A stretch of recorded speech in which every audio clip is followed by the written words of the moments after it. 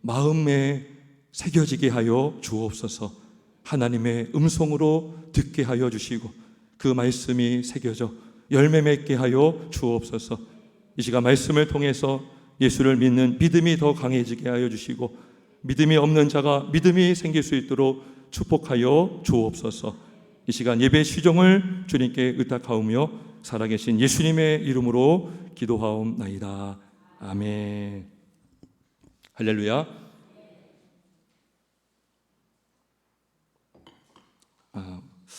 우리는 지난 주일에 무엇이 회개를 가로막는가라는 제목으로 말씀을 나누었습니다. 두 가지를 말씀드렸어요. 불신앙과 책임 전가. 그래서 죄를 축소함으로 인해서 일단은 예수를 믿지 않으면 예수님의 말씀을 들을 귀가 없습니다. 예수님의 계명을 들을 귀가 없기 때문에 들을 수 없고 새길 마음이 없기 때문에 회개를 할 수가 없습니다. 유다는 끝까지 회개할 기회를 주었지만 그 회개할 기회를 차버리고 마침내 예수님을 팔았습니다. 유다는 환경 때문에 어쩔 수 없이 죄를 지은 것이 아니라 자기 죄로 인하여 화를 당했다라는 것입니다. 여러분, 그렇다면 이 성만찬을 하기 직전에 유다가 이제 그 유다에게 그랬죠. 한 사람 중에 이 중에 한 사람이 나를 팔리라 그랬죠. 자, 그렇다면 가룟 유다가 성만찬에 참석을 했을까요? 안 했을까요? 우리가 한번 잠깐 말씀을 찾아볼까요? 우리 요한복음 13장 한번 보겠습니다. 요한복음 13장 30절 한번 보겠습니다.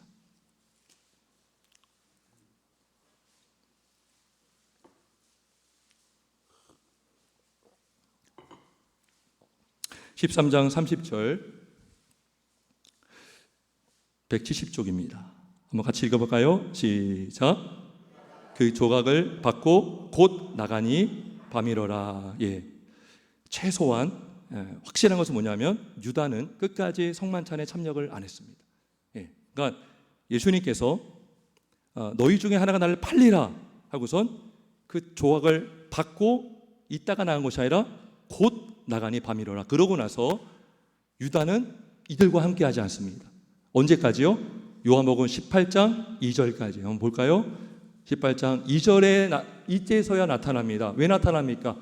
예수를 팔려고 나타납니다. 그러니까 그 사이 동안 유다는 성찬에 참여하지 않았고요, 예수님의 말씀을 듣지 않았습니다. 여기 2절에 보면 그곳은 가끔 예수님께서 제자들과 모이시는 곳이므로 예수를 파는 유다도 그곳을 알더라. 유다가 군대와 대제사장들과 바리새인들에게서 얻은 아랫 사람들을 데리고 등과 횃불과 무기를 가지고 그리로 오는지라. 그래서 유다는요, 기쁨으로 성찬에 참여하지를 않았습니다. 그리고 참여하기 전에 조각을 받고 기분이 상했는지 그냥 바로 나가서 예수님께서 13장, 14장, 15장, 16장, 17장 굉장히 귀한 말씀을 주십니다. 새 계명에 대해서 말씀해 주시고 나는 포도나무여 너희는 가지라. 보혜사 성령에 대한 말씀, 성령의 일, 예수님의 그 기도, 그런 모든 것들을 보지 못해요. 무슨 말입니까? 믿음이 없다면 성찬에 참여할 수가 없어요. 여러분, 기독교에서는 성찬은 예수 믿는 거듭난 신자만 참여할 수 있다고 말합니다. 왜냐하면 고린도전서 11장 29절에 주의 몸을 분별하지 못하고 먹고 마시는 자는 자기 죄를 먹고 마시느니라 라는 말씀이 있어요. 그러니까 내가 예수를 믿지 않고 또 예수를 믿지도 않는데 내가 만약에 성찬에 참여한다, 그러면 성찬을 제정하신 예수님을 모독하는 행위가 되는 것입니다. 따라서 성찬에 참여하는 자는 최소한 예수를 믿는 자고, 그래서 교회에서는, 눈에 보이는 가시적 교회에서는 세례받은 세례교인, 무음 세례교인. 그래서 우리 교회는 성찬에 참여하기 전에 그렇게 얘기합니다. 양심의 가책을 느끼는 자는 삼가할 수 있다. 그래서 자기를 돌아보라라는 말씀이 있거든요. 고린도서 11장에. 그래서 이 성찬에 참여하는 신자는 최소한 적어도 예수님이 왜 죽으셨는가를 알고 믿어야 되는 것입니다. 자, 왜냐하면 고린도전서 11장 26절에 보면 성찬의 의미를 말씀해 주시는데 너희가 이 떡을 먹으며 이 잔을 마실 때마다 주의 죽으심을 그가 오실 때까지 전하는 것이니라 라는 말씀이 있어요. 그러니까 주의 죽으심을 오실 때까지 전하는 것이다. 성찬은요, 말로 하는 설교가 아니라 눈에 보이는 설교예요. 이 성찬의 떡과 잔을 보는 것만으로도 예수님의 몸이 찢겨졌고 피를 흘리셨구나라고 우리가 보게 되는 것처럼 주의 죽으심을 아주 선명하게 나타내주는 그 시간이 성찬이라는 거예요. 성찬. 세례도 마찬가지죠. 그래서 성찬에 참여하는 자는 예수님이 왜 죽으셨는가, 왜 성찬을 제정하셨는가, 최소한 이거를 알아야 된다는 것입니다. 오늘 설교 제목은 이것입니다. 성찬에 담긴 예수님의 죽음의 의미. 그냥 어떤 포도주를 먹고 싶어서, 아이들 그런 경우 있거든요. 떡을 먹고 싶어서, 빵을 먹고 싶어서, 호기심에, 그게 아니에요. 왜 우리가 성찬에 참여하는가, 왜 예수님이 죽으셨는가, 세 가지 오늘 말씀을 통해서, 예수님이 행하신 그 행위와 말씀을 통해서 우리는 성찬의 의미, 특별히 예수님이 왜 죽으셨는지 우리는 그 이유를 알 수가 있습니다. 첫째로 왜 예수님이 죽으셨는가? 예수님은 우리 죄를 대속하기 위해서 죽으셨습니다. 우리 죄를 대속하기 위해서. 대속한다는 게 뭘까요? 대신 속죄했다는 거예요. 그러니까 내가 죄값을 치러야 됩니다. 여러분 보세요. 내가 사형선고를 만약에 받았다고, 어떤 사람이 사형선고를 받았어요. 근데 그 사람이 죽어야 되는데 다른 사람이 죄값을 치러주고 죽은 거예요. 그러니까 속죄, 보속한다, 대속했다. 예수님께서 우리 죄를 대속하기 위해서 죽으셨습니다. 우리 22절, 24절, 우리 마가복음 14장 22절에서 우리 24절 말씀 한 번 더 있습니다. 시작. 먹을 때에 예수께서 떡을 가지사 축복하시고 이것은 내 몸이라 하시고 또 단을 가지사 감사하기도 하시고 그들에게 주시니 다 이를 마시매 이르시되 이것은 많은 사람을 위하여 흘리는 나의 피 곧 언약의 피니라. 그래서 자, 떡을 뗐다는 게 뭘까요? 예수님의 몸을 말합니다. 왜요? 내 몸이다 그랬잖아요. 그러니까 떡은 예수님의 몸을 상징합니다. 근데 우리가 믿음으로 떡을 받으면 예수님을 진짜 먹는 거예요. 떡을 뗐다는 것은 예수님의 몸이 상했다는 것이죠. 여러분, 한 덩어리 빵이 있어요. 이걸 썰고 찢잖아요. 그럼 몸은요, 상하는 거예요. 본 원형이 상한 것입니다. 예수님의 몸이 상하신 것을 보여주고요. 잔을 받으라, 마시라, 이게 뭐예요? 예수님께서 십자가에서 창에 찔리시고 물과 피를 다 쏟으신 것을 말해줍니다. 그러니까 예수님께서 왜 죽으셨냐는 거예요. 자, 그 단서가 24절이거든요. 왜 피를 흘리셨는가? 많은 사람을 위하여 흘리는 나의 피다 그랬어요. 많은 사람을 위하여, 특별히 택자들을 위하여, 많은 택자들을 위하여 흘리는 피, 나의 피라는 것입니다. 예수님은 자기를 위해서 피를 흘린 것이 아니라 다른 사람을 구원하기 위해서, 죄인을 구원하기 위해서 피를 흘리셨습니다. 이사야 53장에 말씀합니다. 그가 찔림은 우리의 허물 때문이요 그가 상함은 우리의 죄악 때문이라 그래요. 허물이 뭐예요? 그게 죄잖아요. 죄. 우리의 허물 때문에 그가 상하셨고 우리의 죄 때문에 그가 찔림을 받아서 피를 다 흘리셨어요. 그러면 왜 피를 흘리셨습니까? 왜 죽으셨습니까? 히브리서 9장 12절에 말씀합니다. 염소와 소관지의 피로 하지 아니하고 오직 자기의 피로 영원한 속죄를 이루사 단번에 성소에 들어가셨느니라 그래요. 그러니까 우리의 죄를 위해서, 나의 죄 때문에 예수님이 피 흘려 죽으셨는데 피를 흘리셔야 됐던 그 이유는 바로 내 죄를 속죄하기 위해서, 내 죄값을 치러주기 위해서 우리 예수님은 피 흘려 죽으시고 몸이 상하셨다는 것입니다. 그 어떤 피로도 안 돼요, 여러분. 염소의 피, 송아지의 피, 유명한 어떤 사람의 피로도 안 되고 우리 개인의 피도 안 되고 오직 어린 양, 흠없으신 이 땅에 완전한 사람으로 오셨던 예수님, 하나님, 성자 하나님, 그 예수님의 그 피로만이 바로 우리의 죄를 씻겨줄 수가 있습니다. 여러분, 그러면 누가 죄인입니까? 그죠? 죄인을 위해서 십자가에 달려 죽으시고 피 흘리셨다면 누가 죄인입니까? 반대로 그러면 누가 의인입니까? 성경은 이 땅에 의인은 없나니 하나도 없다라고 그랬어요. 우리는 죄 중에 잉태하고 죄악 중에 출생함이라. 우리는 태어날 때부터, 아니 잉태되는 그 순간부터 죄인으로 잉태가 돼서 모태 중에도 죄인으로 있고 우리는 태어나서도 죄인으로 살아갈 수밖에 없습니다. 내가 아무리 깨끗하게 살고 내가 정직하게 살았고 내가 내 기억으로도 남의 것을 훔친 것이 없다라고 생각하는 그 사람도 그 안에, 그 행위 안에 불순물이 섞여 있고 더러움이 섞여 있고 죄가 있기 때문에 그는 죄인일 수밖에 없다는 것입니다. 제가 예전에 성철 스님의 예화를 한번 들었는데 한 번 더 하고 싶습니다. 왜냐하면 성철 스님은 정말 인간적으로 봤을 때 과연 사람이 과연 이렇게까지 할 수 있을까라고 할 정도로 극히 수행을 했던 사람이에요. 죄를 짓지 않기 위해서 8년간 누워 자지 않았죠. 10년간 말을 하지 않았습니다. 아무도 만나주지 않았습니다. 가족이 찾아와도 만나주지 않았고 대통령이 찾아와도 만나주지 않았다는 말이 있습니다. 근데요, 그가 죽으면서 내 죄가 수미산보다 높고 바다보다 깊다라고 고백했어요.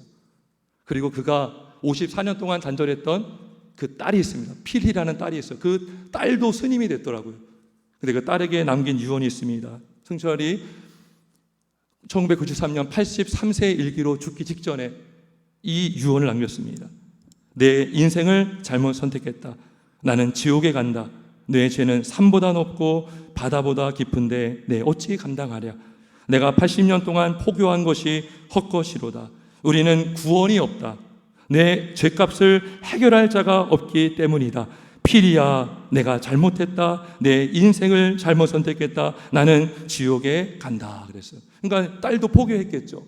그러니까 딸도 스님이 되고 본인이 그렇게 죄를 안 지르려고 말도 안 하고 누워 자지도 않고 그렇게 고행을 하고 탐욕을 버리고 자기를 비웠다고 했지만 그가 죽기 직전에 깨달은 것은 내 죄가 산보다 높고 바다보다 깊다는 것을 깨달은 것입니다. 여러분, 근데 구원이 없다는 것을 깨닫고 나는 지옥에 간다 그랬어요. 예수님이 유일한 구원의 길이 되시고 우리의 구원이 되시고 생명이 되시는데 그 예수를 믿지 못하고 그는 지옥에 갔던 것입니다. 전로육종에 보면 소망이라는 사람이 회심했던 그 과정을 얘기해 줍니다. 자신이 한번 마음을 잡고 자기가 지금까지 살아온 삶 중에 최선을 다했던 그 상황을 살펴보았지만 그 안에도 여전히 더러움과 불결함과 죄가 섞여 있다는 것을 그는 깨달았습니다. 그리고 믿음이라는 사람의 전도를 받고 죄가 없으신 분이 죽으셨다. 그분이 바로 예수님이라는 것을 믿고 그는 회심했다는 이야기가 설로역정에 나와 있습니다. 그 소망이 이런 말을 하죠. 내가 하루 동안에 지은 죄만으로도 나는 지옥에 가기에 충분합니다. 그랬어요. 실제로 우리는요, 하루 동안 사는 그 동안에도 수많은 죄를 짓습니다. 우리는 깨어있는 동안, 숨 쉬는 동안 가만히 있어도 죄를 져요. 여러분, 가만히 있는데 안 좋은 것 보면 또 보게 되고 음란한 것 보게 되고 불결한 것 보게 되고 싸우는 것 보게 되고 가만히 있는데 안 좋은 소리가 들려요. 남을 흉보는 소리를 들어요. 험담하는 소리를 들어요. 자꾸 들으니까 좋거든요. 귀로도 죄를 지어요. 눈으로도 죄를 짓고요. 입으로도 죄를 져요. 나쁜 말하고 욕설하고. 근데 말하지 않는 것도 죄입니다. 뭡니까? 예수님이 그랬잖아요. 복음을 전하라 그랬잖아요. 우리가 침묵하는 것도, 결정적일 때 진리를 말하지 않는 것, 그것도 죄가 되는 거예요. 우리는요, 모든 하루 중에도 늘 죄를 짓고 삽니다. 책임을 전가하죠. 그죠? 죄를 축소시키죠. 근데 우리 예수님께서, 죄가 없은 예수님께서, 흠이 없는 예수님께서 모든 사람의 죄를 짊어지시고 십자가에서 죽으셨습니다. 몸이 상하셨습니다. 우리의 허물 때문에 채찍에 맞으시고 상하셨고요. 나의 죄 때문에 십자가에서 창에 찔려서 모든 피를 다 쏟으신 분이 바로 예수님이십니다.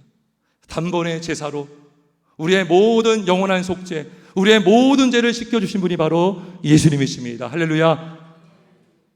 우리의 모든 죄값을 치러주셨습니다. 우리의 모든 죄를, 치러주신 분이 예수님을 믿기를 주의 이름으로 축원합니다. 지난 추석 연휴 기간 동안에 그 고속도로에 이렇게 톨비를 면제했었습니다. 언제부턴가 그렇게 하더라고요. 연휴 첫날 목요일이었죠. 지지난주인가요? 이렇게 어디를 가는 일이 있어서 고속도로를 탔는데 이렇게 카드를 딱 찍으려 했더니 그 안에서 여 직원이 X표를 막 하는 거예요. 그죠? 딱 보니까 거기에 붙여 있어요. 통행료 면제 딱 돼 있는 거죠. 그러니까 정부에서 면제를 지불해 줬으니까 면제가 되는 거죠. 그죠? 근데 가만히 보니까 예수님이 우리의 유일한 구원의 길이 되시죠. 그러니까 그 고속도로가 어느 길로 가는 길이잖아요. 예수님도 우리가 천국으로 갈 수 있는 유일한 길이죠. 그죠? 본인이 길이 되어 주셨고 자기의 육체를 허셔서 자신이 죽음으로 죄값을 다 치러짐으로 우리는 그 길을 무엇으로만 지나가면 됩니까? 믿음으로만 가면 되는 줄 믿습니다.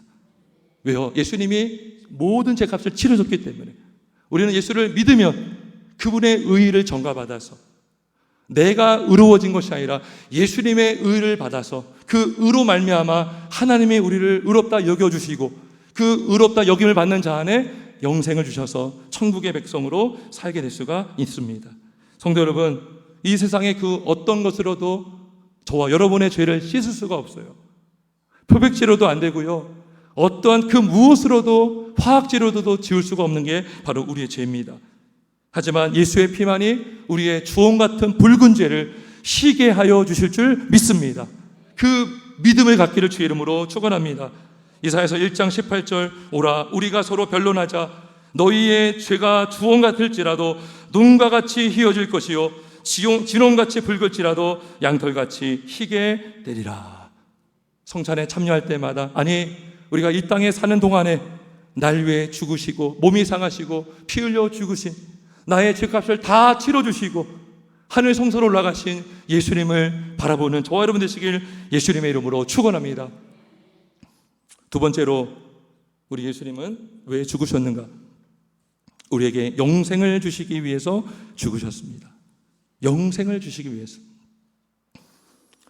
자, 예수님께서 성만찬을 하시면서 제 아들에게 무엇을 주셨습니까? 떡을 떼어 주셨어요. 그리고 잔을 부어서 제 아들에게 주었더니 그들이 다 마셨습니다.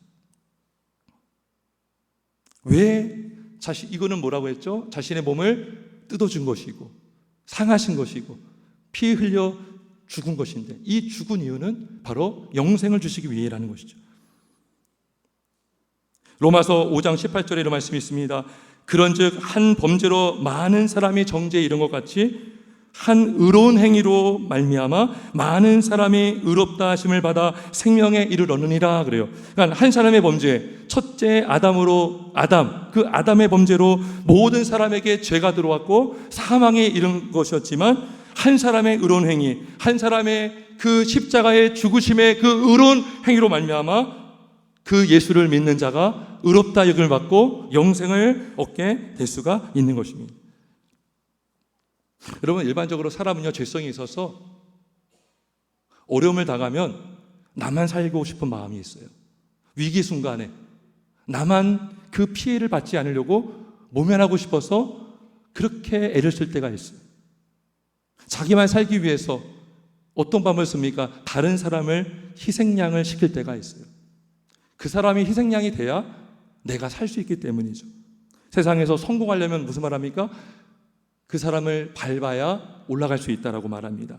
치열한 경쟁을 합니다. 그 피 튀기는 경쟁 속에서 다른 사람을 희생시키고 다른 사람을 깎아내리고 왜요? 그 사람을 깎아내려야 내가 높아지거든요. 내가 명예가 유지가 되거든요. 세상은 다 그런 논리입니다. 내가 살기 위해 남을 죽입니다. 하지만 예수님은 우리를 살리기 위해서 예수님은 죽으셨습니다. 십자가의 죽으심으로 죄인을 살리기 위해서 경건하지 않은 자를 살리기 위해서 자신의 몸을 내어 주셨습니다. 그래서 그분의 생명을 우리에게 주시고 우리의 죄는 그분에게 다 옮겨서 우리의 죄 때문에 죽으시고 예수님은 우리를 살리기 위해서 죄를 씻겨주시고 영생을 주셨습니다. 따라서 여러분 근데요 우리가 이 예수님의 죽으심이 우리에게 영생이 되려면 필요한 게 있습니다. 바로 믿음이에요. 믿음. 그 영생을 우리가 믿음으로 받는 것입니다. 예수님이 이루신 그 의를 우리가 믿음으로 받으면 우리는 그분의 의롭다함으로 말미암아 그분의 의로 우리가 의롭다 여김을 받을 수가 있습니다. 성경은요, 예수님을 믿는 것을 먹는 것과 연결될 때가 많아요. 요한복음 6장 47절 48절에 보면 예수님이 이렇게 말씀하십니다. 믿는 자는 영생을 가졌나니 내가 곧 생명의 떡이니라 그래요. 믿는 자는 영생을 가졌다 그래요. 그러면서 그 뒤에 보면 53절에 인자의 살을 먹지 아니하고 인자의 피를 마시지 아니하면 너희 속에 생명이 없느니라 그래요. 그러면서 54절 내 살을 먹고 내 피를 마시는 자는 영생을 가졌고 마지막 날에 내가 그를 다시 살리리니 내 살은 참된 양식이요 내 피는 참된 음료로다 그랬어요. 그러니까 믿는 자는 영생을 가졌다. 나는 참된 떡이다 하면서 나를 먹지 않은 자는 영생이 없고 나를 먹는 자는 영생이 있고 마지막 날에 다시 살린다라고 해요. 그러니까 믿는 게 뭡니까? 먹는 거예요. 먹는 거. 여러분 성찬식에서 떡을 먹고 잔을 마시는 게 뭐예요? 믿음의 행위를 하는 거예요. 내가 이미 예수를 믿고 있지만 내가 더 그 시간에 더 고백하는 거예요. 저는 주님이 나의 생명의 양식입니다. 내가 주님을 믿음으로 나는 구원을 받은 하나님의 자녀임을 믿습니다. 주님이 죽으시지 않았다면, 주님이 나에게 생명을 주지 않았다면 나는 구원을 받을 수 없습니다. 이 고백을 하는 것이죠. 어떤 사람이 사고당했어요. 피를 막 쏟고 있어요. 응급실로 막 데려가서 그 피 수혈을 딱 하면요, 수혈을 받아서 그 사람은 살아날 수 있죠. 그죠? 우리가 정말 영원히 죽은 죄로 말미암아 영원히 진노의 자녀로 태어나서 죽을 수밖에 없는 우리의 인생인데 예수님의 피가 우리 안에 들어오는 것이죠. 예수를 믿음으로 그 피가 우리에게 수혈됨으로 인해서 그 피로 말미암아 우리는 생명을 얻을 수가 있습니다. 병원에서 연로하셔가지고 입원 중에 있던 어떤 분이 기력이 없어요. 밥도 못 드세요. 숨도 쉬는 것도 힘들어요. 그런데요, 의사가 와서, 간호사가 와서 영양제를 딱 넣어주면 살아날 때가 많아요. 내 안에 있는 것으로는 살 수 없는데 외부에서 들어온 그 무엇으로 살 수 있다는 것이죠. 근데 우리의 영원한 생명, 영원한 구원은 오직 예수의 피와 예수의 그 살이 우리 안에 들어옴으로 믿음을 통해서 우리 안에 들어올 때 우리는 그 은혜로 말미암아 구원을 받을 수가 있습니다. 요한일서 5장 11절, 12절 말씀합니다. 하나님이 우리에게 영생을 주신 것과 이 생명이 그의 아들 안에 있는 그것이니라. 아들이 있는 자에게는 생명이 있고 하나님의 아들이 없는 자에게는 생명이 없느니라. 그래서 여러분, 떡을 먹을 때 그 음식이 몸 안에 확실히 들어가죠. 그 떡이 들어간 거예요. 우리가 예수를 마음에 모시고 있다면, 예수를 마음에 영접했다면 예수님이 여러분 안에 있음을 믿으시길 주의 이름으로 축원합니다. 음식이 여러분 안에 확실히 있는 것처럼 마음으로 영접한 그 심령 안에 예수님이 영으로 계시는 줄 믿기를 주의 이름으로 축원합니다. 예수를 믿는 자는 그래서 구원을 확신할 수가 있어요.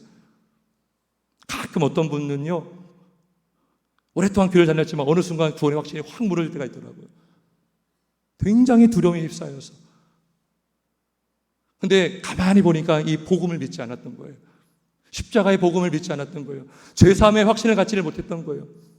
그냥 교회를 왔다 갔다 했을 뿐이죠. 근데 위기를 당하니까 구원이 다 무너지면서 어찌할까 하더라고요. 성도 여러분, 예수를 마음에 믿고 입으로 시인하는 자는 구원을 받음을 믿기를 주의 이름으로 축원합니다. 마음으로 믿는다면 예수님이 여러분 안에 있습니다. 떡이 여러분 안에 들어간 것처럼 예수를 믿는 자는 예수님으로 말미암아 살게 되는 줄 믿습니다. 여러분, 내가 정말 예수를 믿고 있는다는 것을 어떻게 확신할까요? 내가 예수님을 늘 사모하고 의지하며 살고 있다면 그 사람은 예수를 믿고 있는 것입니다. 여러분, 살아있는 사람만 밥을 먹죠. 여기 여러분들 지금 살아있으니까 왔죠. 오늘도 점심도 먹을 거 아닙니까? 최소한 하루에 한 끼 이상 먹지 않습니까? 죽은 자는 못 먹죠. 관에 들어가야죠. 살아있기 때문에 먹을 수 있고 숨 쉴 수 있고 대화를 나눌 수가 있는 거예요. 내가 믿음이 있다는 것은 내 안에 생명이 있다는 것이고, 생명이 있는 자는 뭐예요? 예수님과 하나님과 교통할 수 있어요. 기도로서, 말씀으로서 우리는 주님과 교제하고 교통하면서 예수님을 닮아가게 되는 것입니다. 열매를 통해서, 내가 예배함을 통해서, 내가 주님을 사랑함을 통해서, 내가 주님을 갈급해하고 사모함을 통해서 우리 안에 믿음이 있음을 우리는 경험할 수가 있어요. 여러분, 따라서 예수를 믿는 자는 영생을 얻은 자이고, 그리고 죽을 때까지 예수 안에서, 믿음 안에서 사는 자가 바로 성도인 줄 믿습니다. 예수님은요, 처음 믿을 때만 필요한 분이 아니에요. 많은 분들이 믿음을 잘못 생각해요. 잘못 믿으면 어떻게 됩니까? 처음 믿을 때만 예수 찾고 그 다음에 자기 마음대로 살아요. 그거는 시작부터 잘못된 거예요. 믿는 게 아닐 수 있어요. 예수님은 처음 믿을 뿐만 아니라 일평생 동안 우리의 인생 전체를 통해서 우리의 생명의 떡이 되시고 음료가 되셔서, 여러분, 하루에도 여러분 물 안 마시면 못 살잖아요. 밥 먹지 않으면 못 살잖아요. 하루라도 주님 없이는 살 수 없는 그 믿음으로 고백하는 자가 바로 신자인 줄 믿습니다. 갈라디아서 2장 20절 말씀합니다. 내가 그리스도와 함께 십자가에 못 박혔나니 그런즉 이제는 내가 사는 것이 아니요 오직 내 안에 그리스도께서 사시는 것이라. 이제 내가 육체 가운데 사는 것은 나를 사랑하사 나를 위하여 자기 자신을 버리신 하나님의 아들을 믿는 믿음 안에서 사는 것이라. 믿음 안에서 사는 것이라. 그죠? 믿음 안에서 사는 거예요. 믿고 믿으면서 사는 것입니다. 우리 성찬을 통해서 내가 주님을 먹음으로, 믿음으로 영생을 얻었고, 늘 예수님을 먹지 않으면 살 수 없다는 그 믿음을 가지고 우리는 성찬에 참여할 수 있길 주의 이름으로 축원합니다. 여러분이 매일 밥을 먹어야 된다면 여러분 더 매일 예수를 의지하셔야 됩니다. 더 말씀을 의지하셔야 돼요. 더 말씀을 먹어야 되는 것입니다. 말씀을 먹어서 우리의 믿음이 자랄 수 있길 주님의 이름으로 축원합니다. 세 번째로, 우리 예수님이 왜 죽으셨는가? 우리가 예수 안에서 하나 되게 하시려고 죽으셨습니다. 할렐루야. 하나 되게 하시려고. 첫째가 뭐라고요?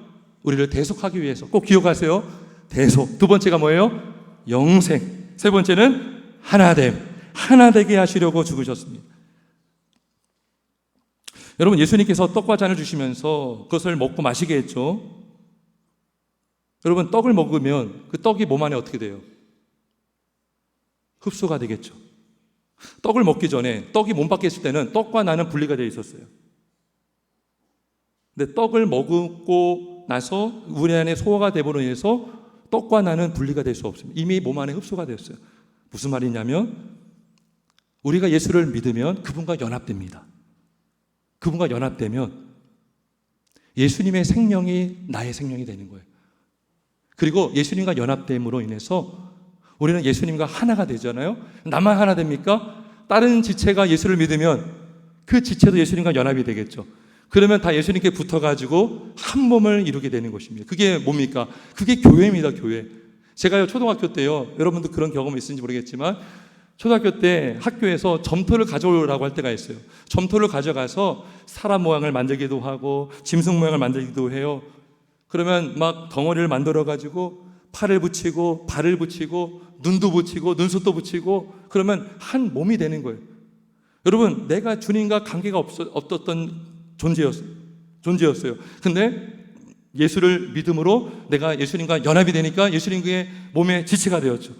딴 지체도 예수님과 관계없던 이방이었는데 예수와 연합됨으로 한 몸을 이루게 된 것이죠. 그래서 하나님께서 교회를 이루어 가시는 것입니다. 여러분, 인간의 죄성은요, 자꾸 자기 편을 만들려고 합니다. 그래서 세력을 키우려고 하는 게 있어요. 정치를 봐도 그런 걸 느껴져요. 그래서 우리가 보통 그런 말 하죠. 편가르기 한다 그러잖아요. 편가르기 한다. 세력을 키워서 우리 안에 안 들어오면 너 손해볼 거야. 그죠? 자기 편을 만들기 위해서 그 편에 들지 않은 사람을 왕따시킬 수도 있어요. 학교에서 그런 일들이 많이 일어납니다. 그래서 막 아이들이 막 잘못된 길로 갈 때가 있죠. 왜요? 자기가 세력 있는 그룹 안에 들어가야 큰 소리 낼 수 있잖아요. 그래서 자기가 높아지고 세력을 과시하기 위해서 그 당을 만들 수가 있어요. 고린도 교회가 그런 교회였습니다. 개바파가 있었고요, 아볼로파가 있었고요, 그 다음에 바울파가 있었습니다. 그때 바울이 1장에서 이런 얘기합니다. 그리스도께서 어찌 나뉘어지셨느냐 그랬어요. 예수님이 너희가 하나 되게 하려고 찢으시고 죽으셨는데 너희가 나눠진다면 우리가 뭐 하는 거예요? 다시 예수의 몸을 찢는 거예요, 여러분. 찢는 거예요. 어찌 그리스도께서 나눠주셨느냐 그랬어요. 예수님이 왜 죽으셨다고요? 우리가 하나 되게 하시려고, 예수 안에 한 몸을 이루게 하시려고 예수님이 자기 육체의 몸으로 십자가에 막힌 담을 허무시고 십자가로 허무시고 우리가 예수 안에 하나 되게 하여 교회를 이루신 줄 믿습니다. 예수님은 누구예요? 우리의 화평이시라 그래요. 에베소 2장 14절에 그는 우리의 화평이시라 둘로 하나를 만드사 원수된 곳 곧 중간에 막힌 담을 자기 육체로 허셨다 그래요. 그 담이 뭐예요? 죄요, 죄. 하나님과 나 사이를 가로막고 있는 게 죄거든요. 그 죄를 십자가로 소멸해 주셨습니다. 할렐루야. 십자가로 소멸해 주셨어요. 다른 사람과 나 사이에 막힌 담이 뭐예요? 그게 죄입니다. 여러분, 사람과 사람과의 그 관계가 어려운 것은 다 죄 때문이에요. 죄. 그 안에 죄가 들어가 있죠. 죄를 통해서 시기가 나타나고 질투가 나타나고 미움이 나타나고 노여움이 나타나고 화가 나는 거예요. 화가. 그게 다 사람과 사람 사이의 관계, 하나님과 우리 사이를 다 갈라놓는 것이죠. 근데 이 담을 허무시려고 예수님께서 자기 육체로 그 담을 허물어 주셨습니다. 인종 간의 담, 남녀 간의 담, 신분 간의 담, 세대 간의 담도 허무셨어요. 오늘날 문제시되고 있는 게 뭐예요? 세대 간의 갈등이잖아요. 직장에서도 세대 간의 갈등이 심해요. 근데 예수 안에 있으면 그 누구도 하나가 될 수가 있습니다. 갈라디아서 3장 28절 너희는 유대인이나 헬라인이나 종이나 자유인이나 남자나 여자나 다 그리스도 예수 안에서 하나이니라. 할렐루야. 성찬은 뭐예요? 그리스도의 죽으심으로 말미암아 우리가 한 몸을 이룬 교회다라는 것을 믿음으로 고백하고 확인하는 시간인 것입니다. 고린도전서 10장 17절 떡이 하나요 많은 우리가 한 몸이니 이는 우리가 다 한 떡에 참여함이라. 여러분이 청산식에 참여할 때에 조각된 떡을 먹지만 원래는 한 덩어리였다고요. 떡을 먹는 자는 한 몸 된 예수님께 접붙임된 지체라는 것을 확인하는 시간이고 경험하는 시간이고 더 하나 되기를 힘쓰기를 다짐하는 시간이 바로 성찬식인 줄 믿습니다. 여러분, 제가 예전에도 간증을 했지만 오랜 기간 교회를 떠나 있었던 사람이었습니다. 마음속에는 하나님에 대한 인식이 있었어요. 그래서 막 올림픽 같은 때 보면은요 막 기도하게 되더라고요. 교회를 안 나가는데 하나님께 기도를 하게 돼요. 우리 팀 이기게 해달라고. 그죠? 내 안에 어떤 신의 관념은 있었어요. 근데 교회를 떠나 있었죠. 근데 제가 청년 때에 잠시 어학을 공부한다고 잠시 외국에 나갔다 온 적이 있습니다. 근데 한 분이 저를 끈질기게 전도를 했어요. 근데 결정적으로 어떤 계기를 통해서 마음이 가난해져서 교회를 가게 되었고 소그룹 모임에도 참석하게 되었습니다. 근데 다양한 민족, 다양한 피부 색깔, 신문도 다르고 학벌도 다르고 막 그런데요 하나가 되어 있는 거예요. 하나가.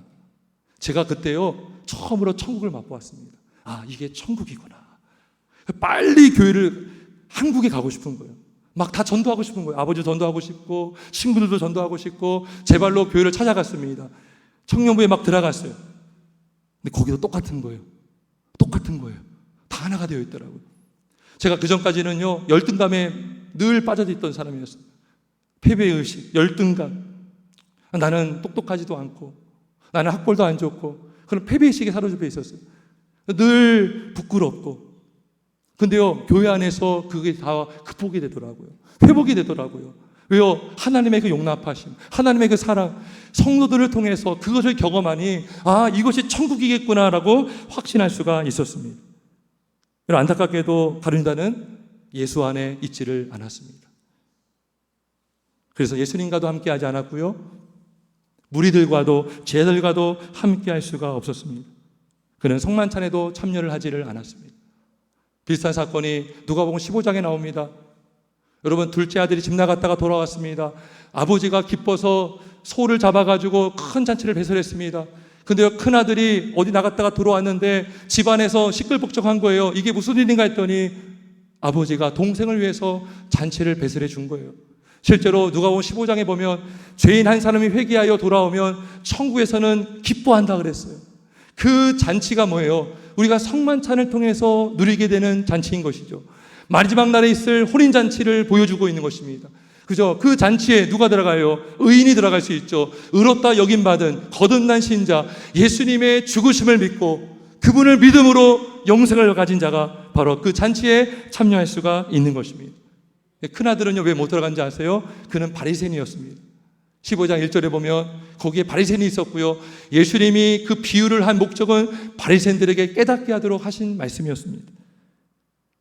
시편 1편 5절의 말씀입니다. 그러므로 악인들은 심판을 견디지 못하며 죄인들이 의인들의 모임에 들지 못하리로다. 들어갈 수가 없는 거예요. 하지만 예수를 믿는 자는 마지막 때에 혼인잔치에 청함을 받고 들어가게 될 줄 믿습니다. 여러분, 오늘 말씀 25절 볼까요? 이 마지막 날에 있을 일을 말해줍니다. 진실로 너희에게 이르노니 내가 포도나무에서 난 것을 하나님 나라에서 새 것으로 마시는 날까지 다시 마시지 아니하리라. 이게 뭐예요? 마지막 날에 있을 혼인잔치. 그때는요, 우리가 이런 떡과 잔과 비교할 수 없는 새 것으로 마시는 날이 될 것입니다. 할렐루야. 마지막 날에 임할 완전한 하나님의 나라, 우리가 그 잔치에 초청을 받게 될 줄 믿습니다. 그리고 26절에 보면 그들이 찬미하고 감난산으로 가니라. 예수를 믿는 자, 예수 안에 있는 자는요, 하나가 되기 때문에 믿음 생활이 기뻐요, 행복해요. 제자들이 찬미하고 감사로 간 것처럼 예배가 기쁘고요, 찬양이 기쁘고요, 이 성찬을 통해서 날 위해 죽으시고 부활하신 예수님 때문에 기뻐하게 되는 줄 믿습니다. 말씀을 정리합니다. 예수님이 죽으셨다고요? 나의 죄를 대속하기 위해서. 여러분, 예수를 믿고 있다면 예수님이 여러분의 죄를 씻겨주기 위해서 피 흘려 죽으셨음을 믿기를 주의 이름으로 축원합니다. 남김없이 다 치러주셨음을 믿기를 주의 이름으로 축원합니다. 두 번째로, 왜 죽였습니까? 저와 여러분에게 영생을 주시기 위해서. 여러분의 마음에 예수를 모시고 있다면 생명이신 예수님이 여러분에 있는 것입니다. 그 예수님이 여러분에 있다면 여러분의 생명이 여러분을 지켜주는 것이 아니라 예수님의 생명이 여러분에 있기 때문에 여러분이 영생을 얻고 영원토록 살게 될 줄 믿습니다. 그리고 우리가 하나 되게 하시려고 예수님이 죽으셨어요. 예수 안에 있는 자는 하나가 될 수가 있습니다. 모일 때마다 서로 감사하고 서로 기뻐하고 서로 사랑하며 섬기는 그런 아름다운 공동체, 그러한 믿음의 교회가 될 수 있길 예수님의 이름으로 축원합니다. 아멘. 기도하겠습니다.